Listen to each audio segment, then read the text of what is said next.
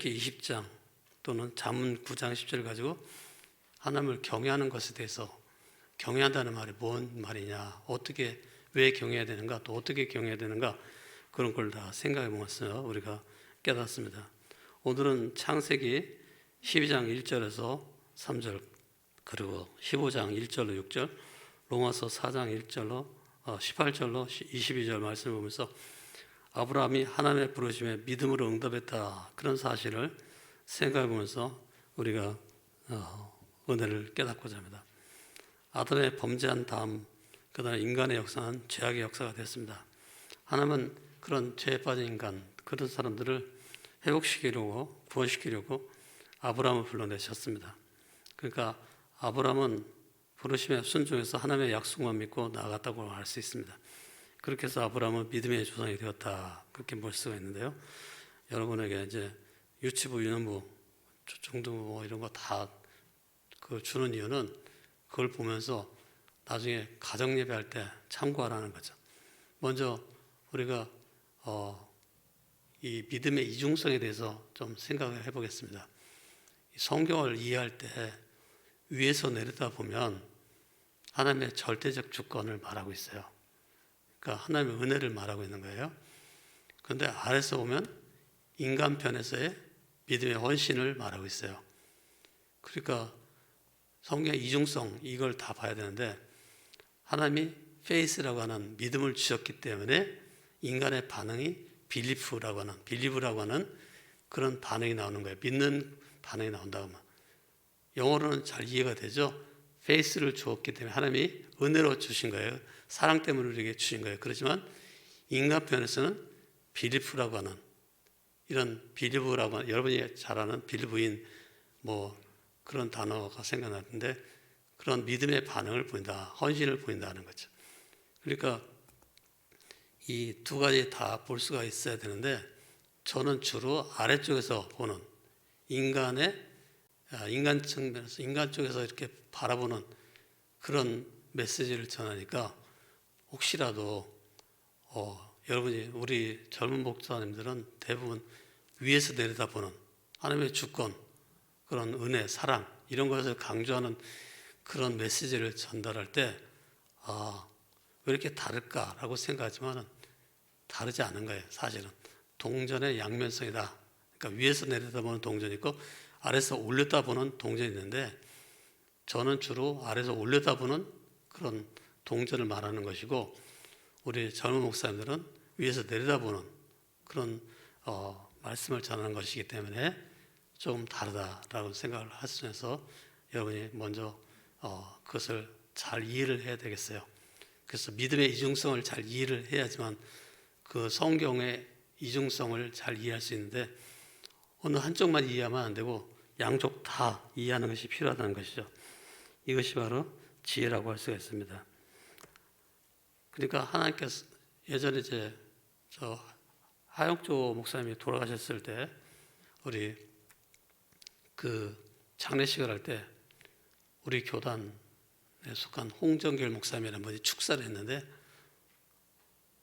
다른 사람들은 다 하영조 목사님은 훌륭했다, 인간편에서 좀 믿음으로 헌신했다, 그래서 온누리교회 하는 큰 교회를 이뤘다, 그렇게 이제 설교를 하는데, 우리 홍정길 목사님은 반대로 설교했어요. 하영조 목사님이 훌륭한 게 아니라 하영조 목사님을 쓴 하나님이 훌륭하셨다. 그래서 하나님께서 하영조 목사님에게 믿음을 줘서 그렇게 쓴 거다. 그러면 두 말이 다른가요? 아니요, 똑같은 말이에요. 같은 말이지만 보는 측면이 다른 거죠. 그러니까 본래 우리 요즘 소위 말하면 신세대 사람들은 위에서 보는 그런 하나님에 대해서 많이 얘기를 해요. 위에서 보는 성경에 대해서 많이 얘기하기 때문에 하나님께서 훌륭하시고 위대하시다라고 얘기하는 거예요. 그런데 약간 구세대라고 할 수 있는 나이가 많은 사람, 그냥 쉽게 말해서 지금 20살 정도 안 된 사람, 아니 30살 안 된 사람이랄까요? 소위 말하면 Z세대, X세대부터, 밀레니엄 세대부터는 위에서 설교도 잘 이해를 많이 하고 오히려 그런 설교를 좋아해요. 집에 가면 우리 아들이 신학교를 다니잖아요. 그래서 저하고 반대예요. 저는 아래쪽에서 보는 인간편의 헌신을 많이 설교하는데 걔는 위에서 보는 하나님을 많이 설교해요. 그것이 다른 것인가? 다르지 않다. 여러분이 잘 이해를 하시고 들어주시기 바랍니다. 그러니까 아브라함이 믿음으로 헌신했다. 아니, 하나님께서 아브라함에게 믿음을 주셨기 때문에 헌신하게 되었다. 다른 말 같지만 같은 말이죠. 근데 보는 측면이 다른 것 뿐이니까 잘 이해를 하시기 바랍니다. 자, 그러면 아브라함은 하나님의 부르심에 믿음으로 응답했다는 것이 뭔 뜻이냐라는 것을 볼 때 창세기 12장 4절에 보면 하나님의 부르심에 대해서 아브라함이 어떻게 응답하는지 나와 있어요. 아브라함은 하나님의 말씀을 듣고서 더럽고 추한 옛 생활에서 바로 떠납니다. 그래서 이제는 자기 하나만 사는 극반 인생이 아니라 하나님의 복을 받은 사람답게 자기를 인해서 땅의 모든 족속의 복을 받게 하는 인생을 살게 되는 것입니다. 하나님의 부르심에 믿음으로 응답한다는 것은 바로 삶의 방향을 바꾸는 것을 말합니다. 삶의 방향, 그러니까 변화되는, 유턴하듯이 변화되는 것이 바로 그 부르심에 응답하는 것이라는 것이죠. 여러분도 하나님께서 말씀하시는 것에서 이 순종이라는 반응을 보여야 돼요. 때때로 그 순종이라는 반응을 안 보이고 살 때도 있는데 그럴 때가 많지만은 그래도 하나님이 은혜로우셔서 그때마다 번개를 안 때리시고 그러니까 죽게 안 하고 내버려 두는 것이죠. 용서하시고 참아주시는데 참 하나님은 은혜로우신 분이에요. 그 다음에 그럼 왜 아브라함은 하나님의 부르심에 응답했는가? 그건 깨달음에서부터 응답을 하는 것이 됐다고 볼 수 있어요.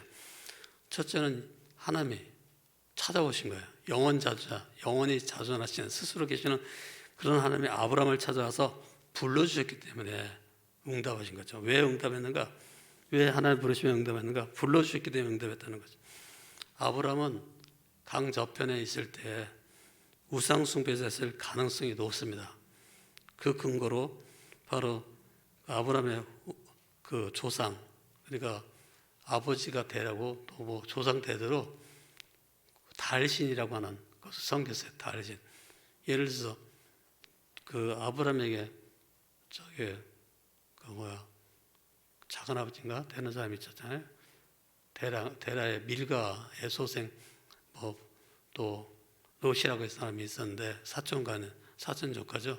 사촌 동생인가? 그런데 그 밀가라고 하는 것은 달신 중에 여신을 뜻해요. 여자신. 그러니까 여러분이 문화라고 하는 것은 만약에 우리 부모님이 말해요. 우상을 숭배하는 사람이었다. 그러면은 나도 당연히 우상을 숭배하게 되는 거예요. 그러니까 우리 아버지가 달신을 섬겼다. 그러면 후손된 저도 이런 우상을 섬기는 사람이 될 수 있다는 거죠. 그게 바로 문화라는 거예요. 대부분 그렇게 살잖아요. 보면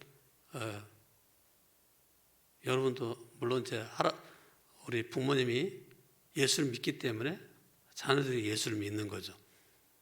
만약에 부모님이 무슬림 세계에서 태어났다. 그래가지고 자랐다.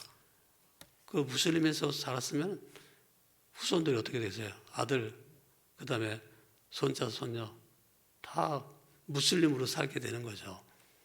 그래서 이제 이 히브리 전승이라고 할까요? 히브리 그 탈무드라고 하는 그런 전설에 따르면은 아브라함은 우상 숭배자일 뿐만 아니라 데라처럼 그런 우상을 파는 그런 사람이었다는 거예요.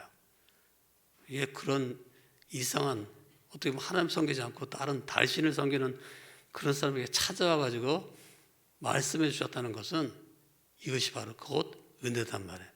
하나님이 찾아와서 이런 아브라함에게 말씀하신 것은 아브라함 불러주신 것은 바로 사랑 때문에 찾아왔다 그렇게 말할 수 있어요. 그래서 여호수아 24장 2절로 3절에 보면 뭐라고 써 있는가 한번 읽어볼게요.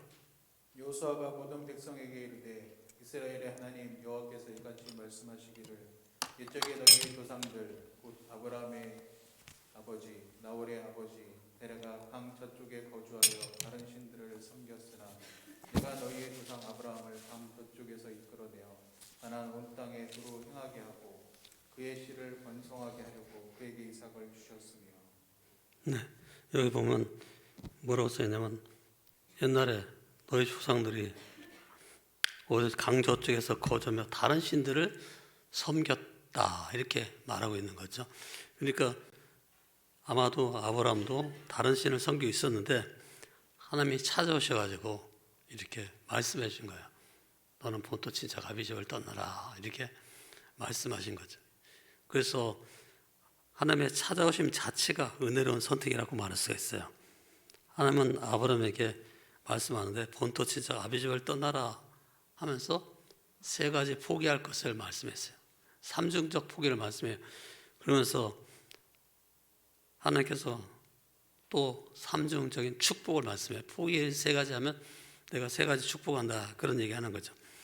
하나님께서 아브라함에게 찾아오셔가지고 말씀하시는 이유는 복을 주시기 위해서 떠나라고 말씀했는데 불행하기 위해서 떠나라는 것이 아니고 복을 주려고 떠나라는 것이 번거롭게 하기 위해서가 아니고 행복하게 하기 위해서 지금 떠나라 그렇게 말하는 거죠.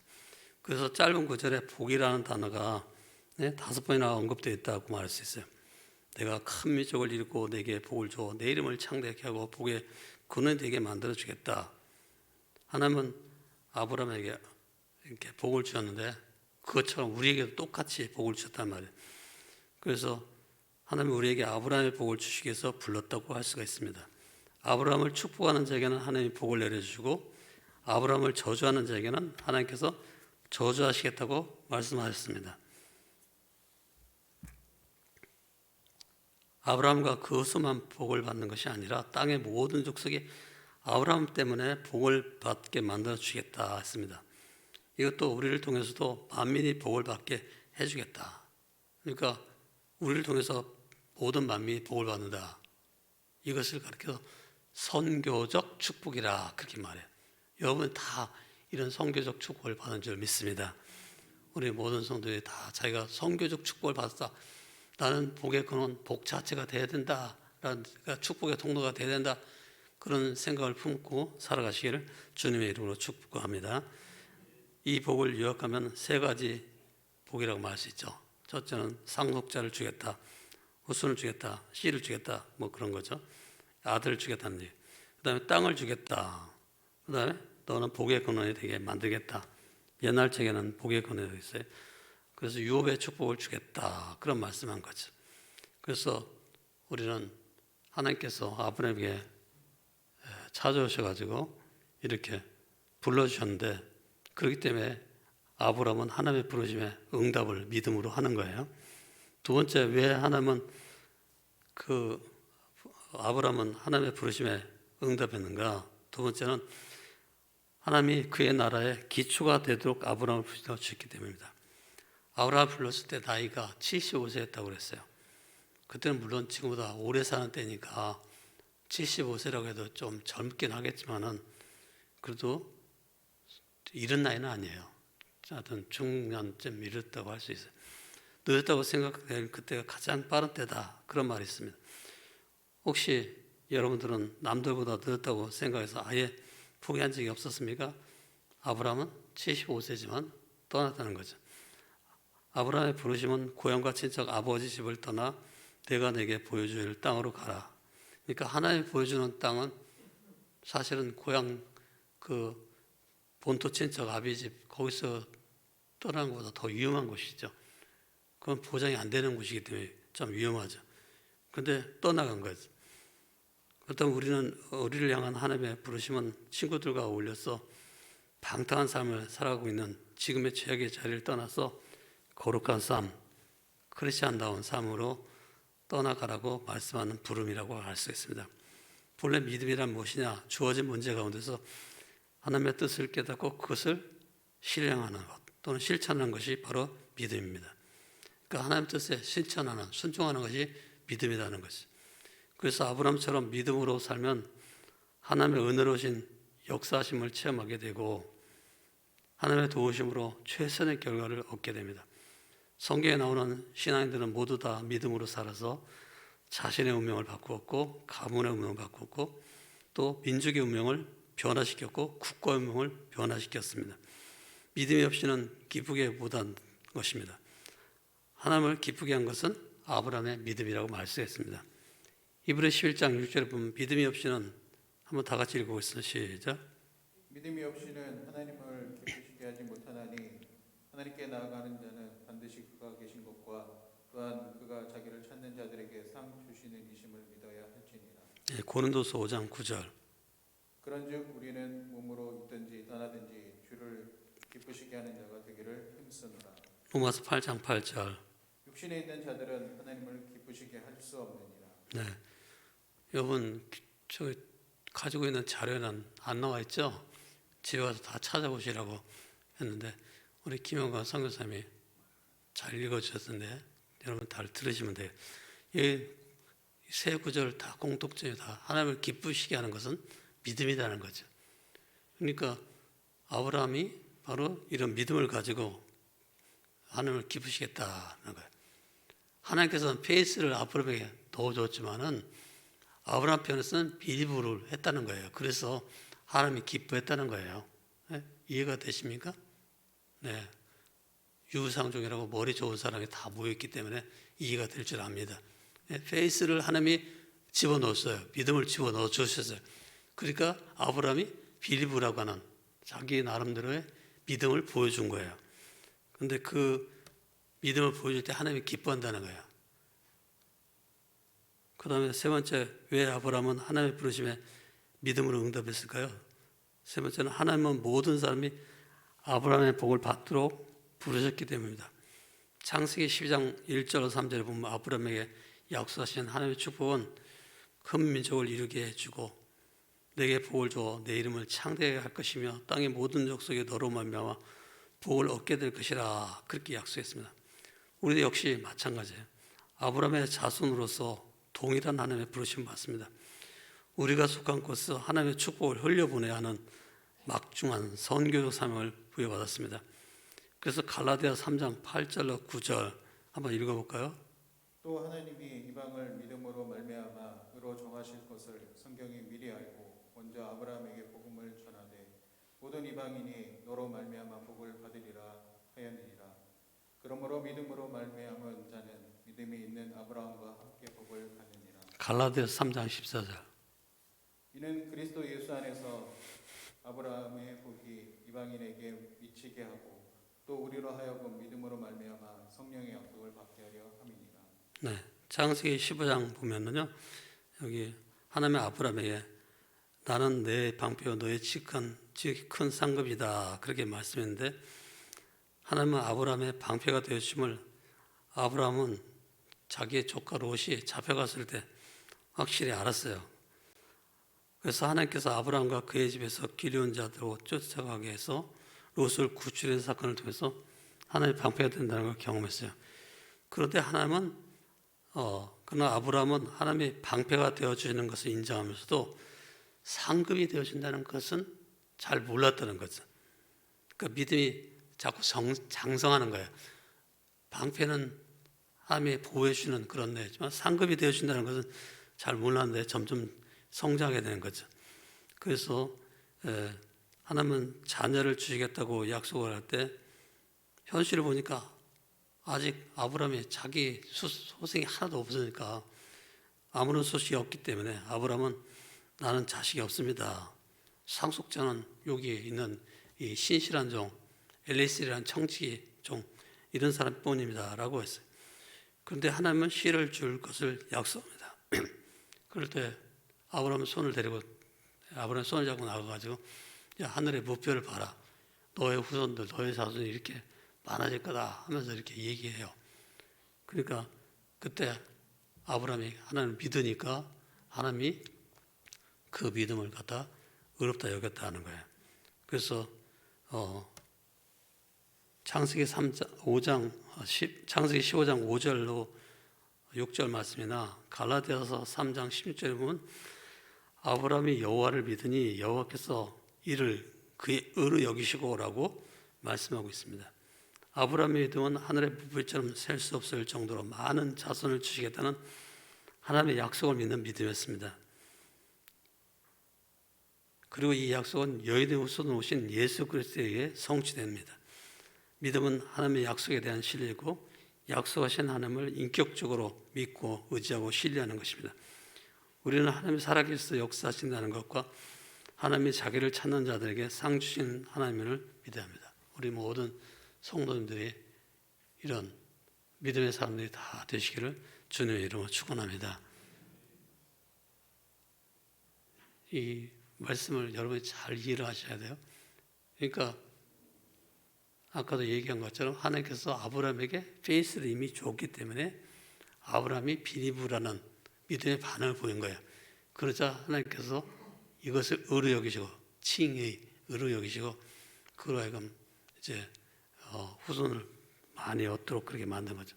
사실 아브라함의 입장에서 볼 때는 아직 자기의 수하에 나이도 많은데 자기 수하에 아직 뭐 애들도 별로 없잖아요. 그런데도 하나님께서 애들이 없는데 아들이 전혀 없는데 너희 후손이 이렇게 많게 될 거다라고 할 때 그걸 믿겠어요? 믿을 수 없잖아요. 근데 믿었다는 거예요. 왜? 하나님은 능히 그렇게 할 수 있는 분이야. 얼마든지 내 후손들을 저렇게 별처럼 많게 만들 수 있어. 그렇게 생각하고 믿은 거죠. 그때 하나님께서 그 믿음을 갖다가 의로 여기셨다는 것입니다. 자, 우리는 아브라함처럼 믿으려면 어떻게 해야 됩니까? 하나님을 기쁘게 하려면 아브라함처럼 믿어야 되는데 아브라함은 무엇을 믿었는가? 우리도 그런 믿음을 가지면 아브라함 같은 믿음을 가졌기 때문에 하나님께서 우리를 이제 아브라함의 후손, 아브라함의 복을 받도록 그렇게 만들어 주신다는 거죠. 아브라함은 어떻게 믿었을까요? 첫째는 부활을 믿었던 거예요. 그래서 아브라함이 그 창세기 22장 보면 이제 번제로 아들 이삭을 갖다가 독자 이삭을 드리라 그랬어요. 근데 데리고 갈 때 그 같이 갔던 하인이 물어보죠. 주인님, 왜 번제할 번제단은 있는데 양은 없네요. 그러니까 야, 우리가 가서 예배하고 경배 제사 지내고 돌아올 거야. 우리라고 말해요. 성경에 보면 원문에 우리가 가서 예배를 제사를 지낸 다음에 돌아올 거다. 그러니까 아브라함은 자기들이 혹시 거기 가서 이제 양 대신 죽어도 하나님이 살려줄 거다. 그래서 우리 돌아와 가지고 너와 더불어 오게 될 것이라는 거죠. 그래서 아브라함은 이삭을 번제로 드릴 때 이삭이 도로 부활할 것을 믿었던 것입니다. 이삭을 부활하게 하실 하나님을 믿었습니다. 아브라함은 어떤 하나님을 믿은 것인가? 아브라함이 믿었던 하나님은 죽은 자를 살리시는 하나님, 곧 부활의 하나님, 없는 것을 있는 것까지 부르시는 하나님, 전능하신 하나님, 그런 하나님을 믿은 거예요. 이 두 믿음은 실제 아브라함의 인생에서 증명된 믿음이었습니다. 로마서 4장은 아브라함의 생애 이 두 가지 사건을 잘 반영하고 있는데요. 첫 번째, 아들이 없던 아브라함이 이삭이라는 아들을 낳았는데 100세가 돼서 얻게 돼요. 여러분 100세에 아들 낳을 수 있을 것 같아요? 혹시 낳을 수 있으면 제가 한번 낳아보려고 그래요. 여러분 확신해요? 100세에 아들 낳는다. 확신해요? 확신을 못하는 것 같아요. 대답이 없는 거니까. 그래서 못 낳아요. 사실은 100세는 아들 낳기 어려워요. 사실은. 그런데 아브라함은 하나님이 얼마든지 가능하다. 전능한 하나님이 아들 낳게 할 수 있을 거야. 그렇게 믿어가지고 결국 99세에 아이를 얻게 되고 말이에요. 그 다음에 이제 애를 낳게 되는 거죠. 이삭을 낳게 돼요. 그래서 그 아이를 보고 웃어요. 자, 웃음이라고 하는 이름을 지었다는 이유가 바로 아이를 볼 때마다 야, 하나님이 얼마나 참 전능하시냐. 이렇게 아이를 낳게 하다니 하면서 웃는 거예요. 그래서 하나님은 바로 없는 것을 있는 것처럼 부르시는 하나님이다. 두 번째는 아브라함의 믿음은 죽은 자를 살리시는 믿음입니다. 이 믿음은 바로 아들 이삭을 번제로 바치는 하나님의 시험을 통과할 때 입증된 믿음입니다. 창세기 22장에서 아브라함은 하나님의 명령에 순종해서 이삭을 모리아산에 제물로 바치려고 합니다. 바로 그때 바로 믿음이 이런 믿음이죠. 히브리 11장은 바로 이런 믿음을 설명해 줍니다. 17절로 19절에 보면 아브라함은 시험을 받을 때 믿음으로 이삭을 드렸으니 그는 약속들을 받은 자로 돼 그 외아들을 들었느니라. 그에게 이미 말씀하시기를 내 자손을 칭할 자는 이삭으로 말미암으리라 그렇게 하셨으니 그가 하나님이 능히 이삭을 죽은 자 가운데서 다시 살리실 줄로 생각한지라 비유컨대 그를 죽은 자 가운데서 도로 받은 것이라 그렇게 말합니다. 그러니까 우리가 믿음이 성장하려면 예수의 십자가만 믿으면 안 되고 예수의 부활까지 믿어야 된다는 거예요. 예수님은 십자가에 죽기 전에 제자들에게 이 성찬식을 하면서 야, 내 살, 내 피 이걸 먹고 마셔라 막 이렇게 했죠. 그 전에도 그런 말을 했어요. 내 살이 참된 음료고 저 참된 양식이고 내 피가 참된 음료다. 그렇게 유대인들에게 얘기를 해요. 그러니까 유대인 중에 많은 사람들이 그 말을 듣고서 떠나갔어요. 아니 어떻게 살을 먹고 말이야 피를 마시러 갔느냐 말도 안 되는 소리를 하고 있네 하고서 유대인들이 많이 물러가니까 예수님이 제자들에게 물어보죠. 너희도 가라느냐? 그러니까 그 제자 중에 한 사람이 베드로가 대답해요. 아닙니다. 주님에게는 영생의 말씀이 있는데 우리가 어디로 가겠습니까? 하고 안 가요. 그래서 이제 그 말씀의 의미가 뭐냐? 그것을 우리가 생각하게 되죠. 내 살을 먹어라, 내 피를 마셔라. 그것은 진짜 식인종처럼 그렇게 먹고 마시라는 말이 아니고 믿으라는 거죠. 믿음으로 충용하라는 거예요. 그러니까 믿음으로 십자가의 보혈을 절대 의지하라는 것입니다. 그래서 영적으로 생존하며 믿음이 자라나려면 이렇게 십자가를 믿어야 된다는 것입니다. 요한복음 6장 57절 58절 다 같이 한번 읽어볼까요? 나를 먹는 자는 그 사람도 나로 인하여 살리라. 네, 그러니까 예수를 먹는다는 것은 뭐냐? 예수의 십자가의 살찌심과 피 흘리심을 믿는 것을 말하는 것입니다. 그러나 예수님의 십자가만 믿는 것이 아니라 부활까지 믿어야 된다는 것이죠. 예수님이 부활했다는 것을 믿어야지. 그리스도의 십자가만 믿으면 예수님이 나의 죄를 위해 죽었다라고 주님이라고 인정하는 것이죠. 예? 부속자라고 구원자라고 인정하는 거죠. 세이비어를. 그런데 부활까지 믿으면 영원히 지금도 부활하여 영원히 살아계신 그런 분이기 때문에 주님이다. 내 삶을 주관할 수 있다. 이렇게 믿는 거예요. 그래서 로드로서 믿는 거예요. 우리는 세이비어로서 믿는 예수님. 그 정도에 머물면 안 된다는 거예요. 세이비어면서 그다음에 로드. 지금 나의 주님이 되신. 지금도 그 주님이 지금 보고 계시는 거예요. 우리를 다 보면서 야 오늘 참 2월 28일 주일 낮에 3부 예배 온 사람은 누구누구였다. 주님이 다 기억해 나. 참으로 감사한 일이죠. 근데 어떤 사람은 또 그게 두려울 일일 수도 있어요. 하여튼요, 예수님의 십자가의 죽으심과 부활하심, 이것을 모두 다 믿어야 되는 거죠. 아브라함을 믿는다는 것은, 아브라함처럼 믿는다는 것은 뭐냐? 바로 예수님의 십자가의 부활을 다 믿는 것을 말하는 것입니다. 두 번째, 아브라함처럼 믿는다는 것은 하나님의 약속의 말씀을 믿는 것을 말합니다. 아브라함처럼 믿으려면 아브라함의 믿음에 대해서 얘기할 때 중요한 것이 뭔가 그걸 생각해야 되는데 아브라함의 믿음에 대해서 얘기할 때 가장 중요한 것은 그가 하나님의 약속에 대한 믿음을 갖고 있었다는 것입니다.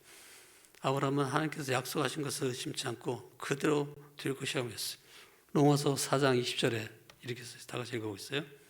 믿음이 없어 하나님의 약속을 의심치 않고 믿음에 견고하여져서 하나님께 영광을 네. 그 다음에 21절에 보면 또 21절 다 같이 읽어볼까요? 약속하신 그것을 또한 능히 이루실 줄을 확신하였으니.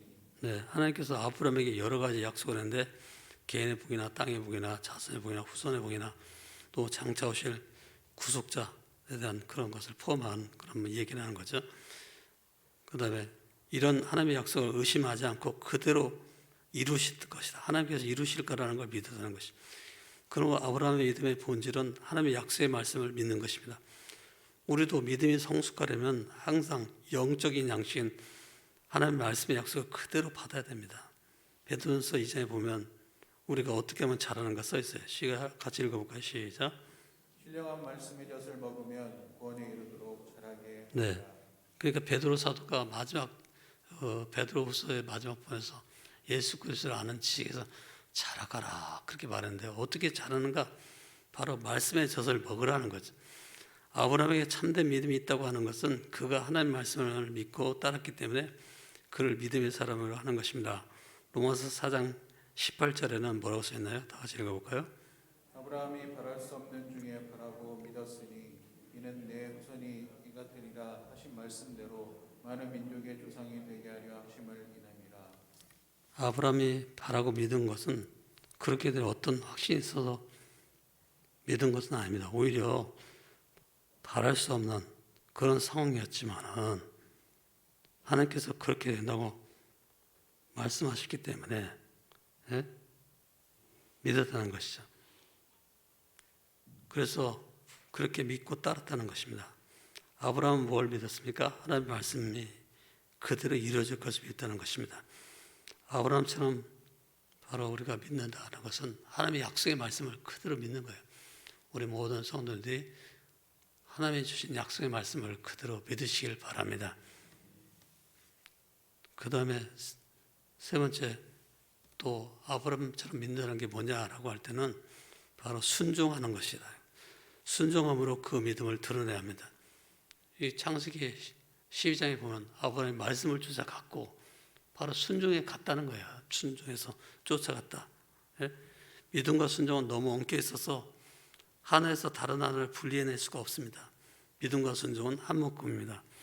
하나님을 순종하는 자는 하나님을 믿습니다. 하나님을 믿는 자는 하나님께 순종합니다. 스폴전이라고 말했어요. 믿음은 순종으로 드러내야 합니다. 다 같이 한번 야고보서 읽어볼까요? 이와 같이 행함이 없는 믿음은 그 자체가 좋은 것이라. 혹이 가로되 너는 믿음이 있고 나는 행함이 있으니 행함이 없는 내 믿음을 내게 보이라. 나는 행함으로 내 믿음을 내게 보이라. 네, 그 행함이라는 것이 바로 순종이라는 말이에요. 하나님의 명예의 전당에 들어간 자들은 믿음을 가지고 순종하였습니다. 즉 행하였습니다. 믿음으로 순종하여 노아는 방주를 짓고 믿음으로 순종하여 아브라함은 고향을 떠났고 믿음으로 순종하여 모세는 이집트의 부귀를 포기하고 이스라엘 백성과 함께 고난을 받았습니다. 바로 순종이 기적을 만드는 요소라고 할 수 있어요. 그러니까 순종이 없으면 기적도 일어나지 않아요. 여러분, 시몬 베드로가 밤새 물고기를 못 잡았죠. 그렇지만 주님 말씀을 순종해서 깊은 데로 가가지고 그물을 내려서 고기를 잡으라는 말씀대로 말씀을 의지해서 해봤더니 순종했더니 엄청나게 많은 고기를 잡은 거예요. 그러니까 행함이 없으면 안 된다. 믿음만 있으면 되는가? 그것이 순종이라는 행함으로 드러나야 된다는 거예요. 제가 이제 여러분에게 이해를 돕기 위해서 예를 들어서 쉽게 말할게요.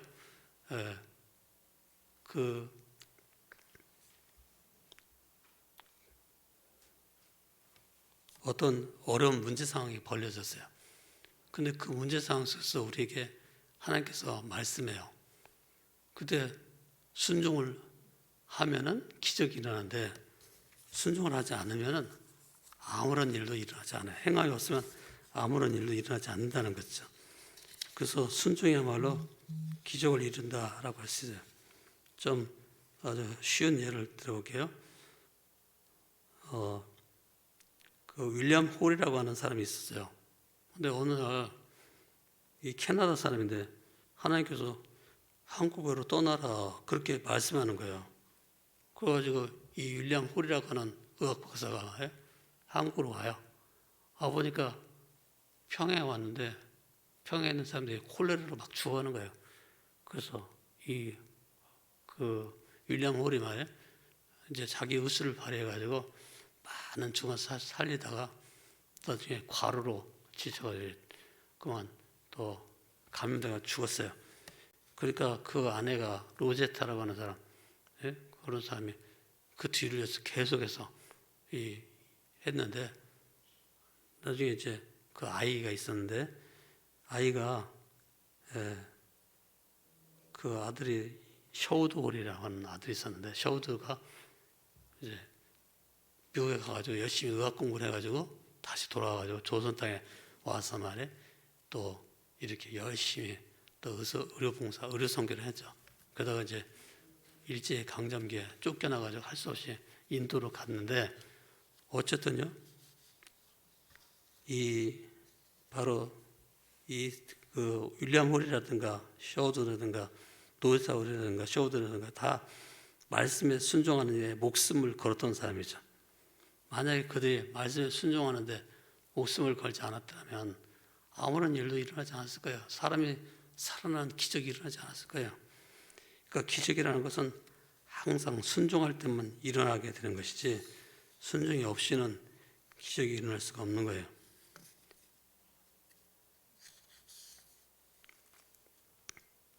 어떤 사람에 대한 그 예화가 있는데요. 여러분이 잘 알고 있는 요한복음 3장 16절이라는 글귀를 쓴 사나이가 있죠.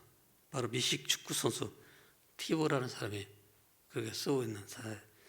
그가 이제 은퇴를 하고 메이저 선수로 새로운 출발을 합니다. 근데 어느 날 비행기를 탔어요. 근데 몸이 굉장히 안 좋았지만 하나님께서 어떤 저 상위군이 타는 걸 보게 한 거예요. 근데 마음속에 하나님의 음성이 들리는 거예요. 야, 가서 저 상위군을 좀 도와줘라. 이 티보라는 그런 선수는 말이에요. 1등석. 여러분 1등석 한번 타봤어요?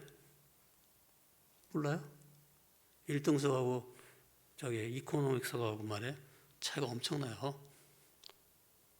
이코노믹석에 2배 되는 것이 저기 비즈니스석이고요. 비즈니스석에 또 2배 되는 것이 1등석인데 퍼스트 클래스인데 저는 퍼스트 클래스도 타본 사람이에요. 어떻게 타봤냐? 옛날에 우리 집사람이 이제 좀 안 좋은 상태인데 미국에 가는데 우리 집사람한테 그 퍼스트 클래스를 주더라고요. 이코노믹 클래스라는 그 싼 좌석을 샀는데 1등석을 가라는 거예요. 그래가지고 우리 집사람은 1등석에서 누워서 편안하게 미국까지 가는 거죠. 그 중간에 제가 힘들 때마다 올라가서 거기서 쉬었는데 2사람이 누워서 쉬어도 돼. 1등석 그렇게 커요. 값은 얼마라고요? 한 4-5배 그렇게 많아요. 그러니까 티보라는 사람이 1등석에 타는데 그 아까 상위군을 도와라 가는 하나님의 음성을 듣고서 순종을 해서 그 상위군을 모시다가 자기 1등석의 좌석에서 같이 쉬라고 하고 이렇게 얘기 나누다가 나중에는 전도하는 거죠. 거기 1등석에 탄 사람들에게 다 전도를 했어요. 만약에 그가 거기서 거절을 했더라면 하나님께서 도와주라는 상위군을 도와주라는 그런 말씀을 순종하지 않고 거절했더라면 그런 1등석에 혼자 편안하게 갈 수는 있지만 영혼을 살리는 기적을 체험하지 못했겠죠.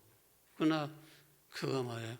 순종했기 때문에 이런 놀라운 기적을 체험하게 된 거죠.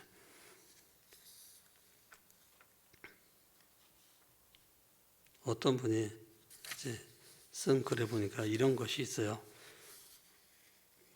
저 어떤 그 부자가 있었는데 깁슨이라고 하는 부자예요. 미국에. 그는 방앗간 심부름 하던 그런 가난한 시절을 보냈어요. 근데 나중에 그가 죽을 때는 살림은 20만 에이커. 그러니까 한 2억 5천 평 되는 거죠. 철도는 2,800마일. 엄청나게 긴 280마일이네. 죄송합니다. 가끔 헷갈릴 때가 있으니까 이해해 주십시오. 제가 지난주에 이 잡듯이 잡는다 그랬는데 그게 아니고 쥐 잡듯이 잡는다.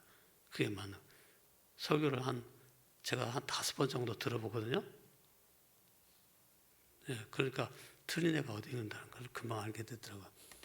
이 잡듯이 아니고 쥐 잡듯입니다. 어떤 쥐를 잡든 이를 잡든 여기 순종은 꼭 하시기 바랍니다. 이 깁슨이 굉장히 많이 성공을 했어요. 그는 믿음의 사람이었는데 한 3가지 원칙을 얘기했어요. 어떻게 성공했냐 그렇게 물어보니까 3가지 원칙을 말했어요. 첫째는 절대 술을 입에도 되지 않는다. 두 번째는 수고하는 것을 싫어하지 않고 부지런히 일한다. 그것이. 세 번째는 하나님 믿고 하나님을 의심하지 않는다. 그렇게 말했어요. 그러자 그 질문했던 기자가 물었어요. 그거야 누구나 다 아는 얘기가 아닙니까? 그 말고 진짜 성공 비결이 뭐예요? 그렇게 물어보니까 그가 깁슨이 대답하는 거예요. 알고 있다는 사실은 그렇게 중요한 일이 못 됩니다.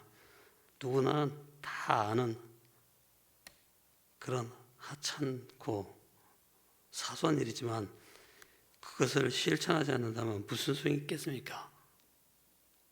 즉 깁슨이 그렇게 큰 부자가 된 이유는 순종이라는 실천이라고 하는 그것이 있었기 때문이라는 거죠. 순종하지 않으면 아무런 소용이 없다는 거예요. 그래서 순종하는 것이 굉장히 중요하다는 것입니다. 그 다음에 어디까지 했죠 지금?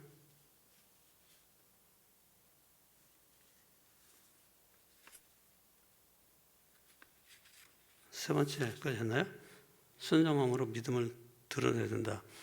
네 번째, 영적인 호흡인 기도가 생활해야 된다. 하나님을 부르면서 남북을 옮겨왔다. 이게 하나님 부른다는 건 기도했다는 거예요. 아브라함이 기도하면서 이제 옮겨 이사 갔다는 거예요. 이사를 그냥 한 게 아니고 하나님 뜻에 따라서 이사를 한 거죠. 그 다음에 또 제단을 쌓았다. 예배를 생활했다는 거예요. 그래서 가는 곳곳마다 제단 쌓았다는 말이 굉장히 많이 나와요. 그러니까 아브라함은 이 5가지 이런 신앙생활을 하는 데 있어서 이런 생활을 했다는 거죠. 여러분, 하나님께서 여호수아에게 가나안 땅을 다 주신다고 약속했어도 여호수아는 반드시 어떻게 해야 되죠? 싸워서 쟁취해야 돼요. 자기가 밟아야 돼요. 밟은 땅이 자기 것이 되는 거예요. 이게 무슨 말이냐? 하나님께서 우리에게 많은 걸 주겠다고 약속했어도 우리가 순종하지 않으면 내 것이 되지 않는 거예요. 항상 여러분이 하나님 말씀을 잘 순종해서 하나님이 예비해 놓으신 큰 은혜와 복에 이룰 수 있기를 주님의 이름으로 축원합니다. 소원. 그래서 어떻게 하겠다는 건가? 오늘부터 분충하다 하나님께 한번 순종해 보세요. 일주일만 살아보고 이야 하나님 말씀 순종했더니 진짜 뭐 다 되더라 말이야. 생각하는 것도 넘치게 하나님 다 주시더라. 이런 걸 체험하게 될 거예요. 분충하다 시간 계속해서 하나님께 한번 순종하는 훈련을 해보세요. 순종 안 하고 아브라함처럼 믿음으로 믿고 말해 순종하는 믿음으로 부르면 응답하는 그런 생활을 안 하고서 기적이 안 일어난다. 하나님이 안 계시다 그렇게 말하는 사람 되지 말고 하나님이 살아계신 것을 내가 체험했다 간증할 수 있는 우리 성도님들이 다 되시기를 주님의 이름으로 축원합니다. 기도하겠습니다. 하나님 아버지, 오늘도 아브라함이 하나님 말씀을 듣고 그 말씀을 믿고 순종하였다는 것을 생각하사니 우리 모든 성도들이 참으로 믿음의 삶을 살아가게 하시고 순종의 삶을 살아갈 수 있게 하여 주시옵소서. 오늘 하나님 앞에 나온 모든 성도들이 이 순종하는 일에 있어서 참으로 뒤처지지 않게 하시고 믿는 일에 있어서 뒤처지지 않게 하여 주시옵소서. 예수님의 이름으로 기도합나이다. 아멘. 지금은 우리 주 예수 그리스도의 은혜와 하나님 아버지의 영원무하신 사랑과 성령의 교통하심과 인도하심과 충만하신 역사가 오늘 하나님 앞에 나와서 예배하는 모든 성도들과 또 저들의 가정에 또 저들의 하는 모든 일들 위해 또 우리 교우들과 환우들 위해 우리 선교사들과 그들의 동역자들과 열방의 백성들 위해 지금부터 영원까지 함께 계시옵기를 간절히 축원합니다.